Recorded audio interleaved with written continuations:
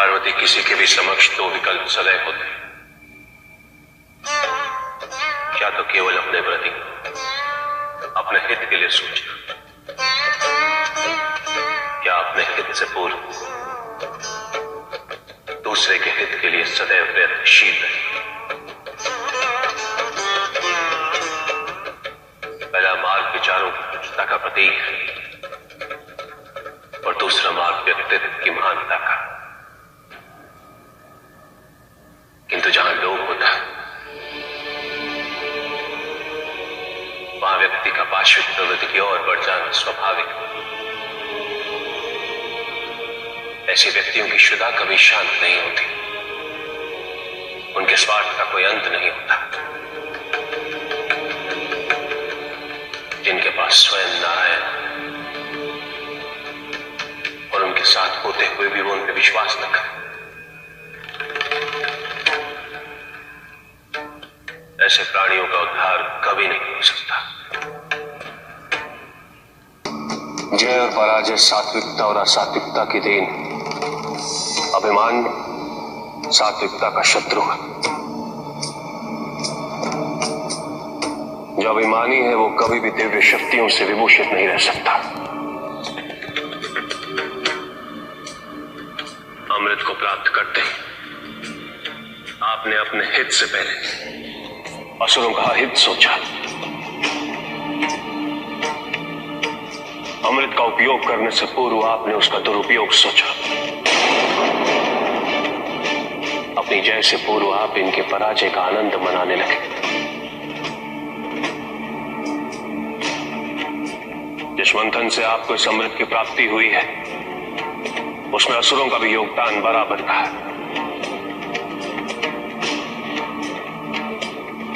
यदि असुर न होते तो समस्त देवताओं में क्षीर सागर का मंथन कर अमृत को प्राप्त करने का सामर्थ्य नहीं था।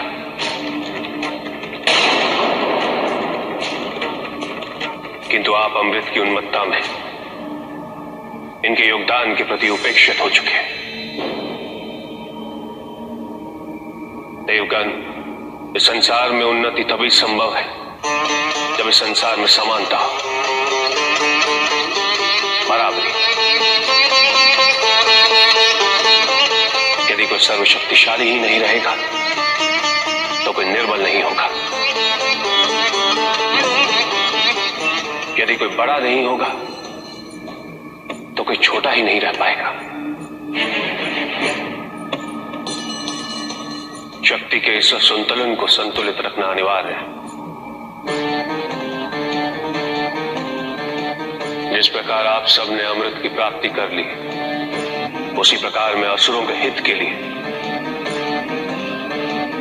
शुक्राचार्य को पुनः संजीवनी विद्या प्रदान कर रहा।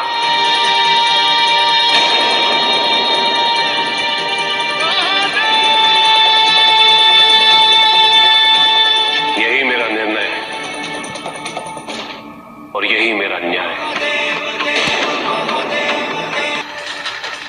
यदि आप सबको अपनी भूल का बोध है तो उससे उभरने का एकमात्र उपाय प्रायश्चित ही है। अन्यथा आप कुछ समय पछता लेंगे और पुनः वही करेंगे जो आप करते आए हैं। और ये चक्र निरंतर चलता रहेगा और आपके अस्तित्व के विनाश का कारण बनता रहेगा।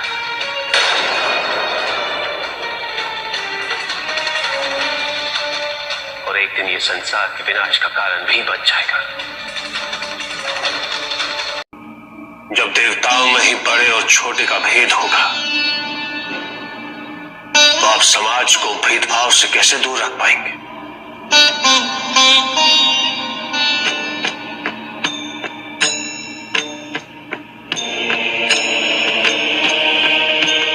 मेरी दृष्टि में कोई छोटा या कोई बड़ा नहीं होता।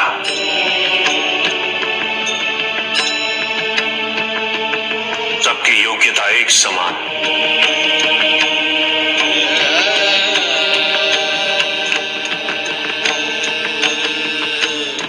छोटा या बड़ा कहलाने से क्या प्राप्त होता है? यदि अग्निदेव प्रथम हुए क्या वो इस संसार को ऊष्मा प्रदान नहीं करेंगे?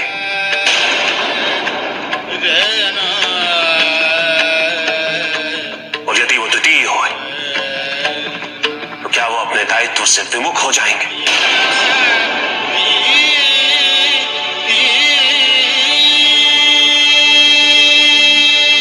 कदापि नहीं।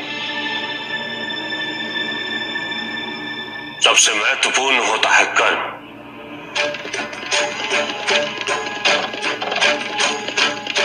इसलिए आप सबको केवल अपने अपने कर्मों पर ध्यान केंद्रित करना चाहिए।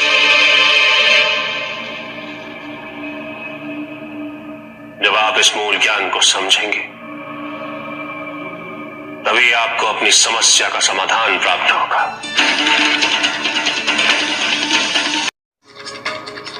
इनके प्रत्येक कर्म के पीछे सर्वोच्च पद को प्राप्त करने की प्रतिष्ठा की मंशा, तो किसी और की रक्षा करने योग्य हो ही नहीं सकता।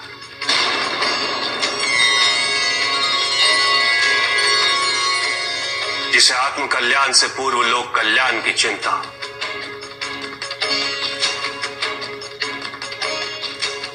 जिसे ना अपनी विजय का मोह हो और ना पराजय का भय, वही सर्वोच्च है। माता पिता धरती के समान होते,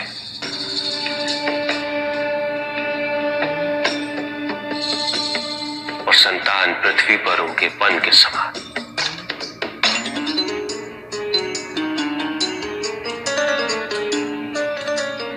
जिस प्रकार पृथ्वी छोटे और बड़े, फलदार और कटीले वृक्षों में भेदभाव किए बिना सभी को एक समान रूप से सींचती है,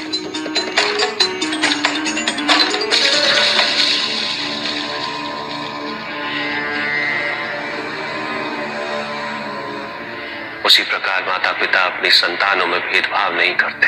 कुबेर, हमारे समक्ष प्रकृति सबसे बड़ा उदाहरण है।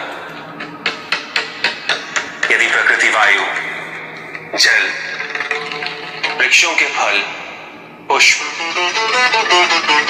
इन सबको केवल अपने लिए ही संचित करने लगे तो समस्त संसार का क्या होगा?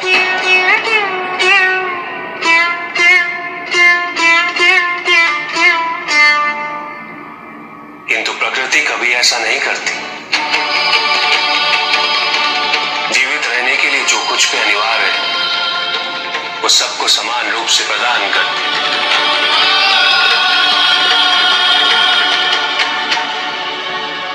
उसी प्रकार धन भी, धन मूल आवश्यकताओं को पूरा करने हेतु अनिवार्य है।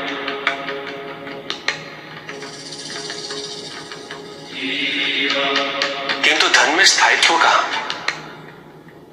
स्थायित्व है तो कर्मों में, जिन कर्मों को हम धन के माध्यम से कर सकते हैं।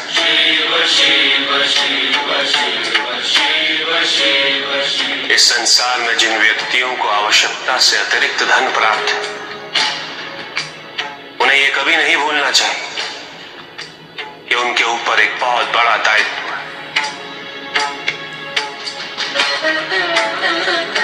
संसार से असमानता को मिटाकर समानता को स्थापित करने का दायित्व।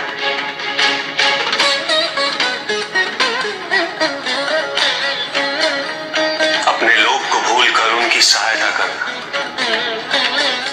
इनके पास जीवन में ऊपर उठने के लिए साधन नहीं।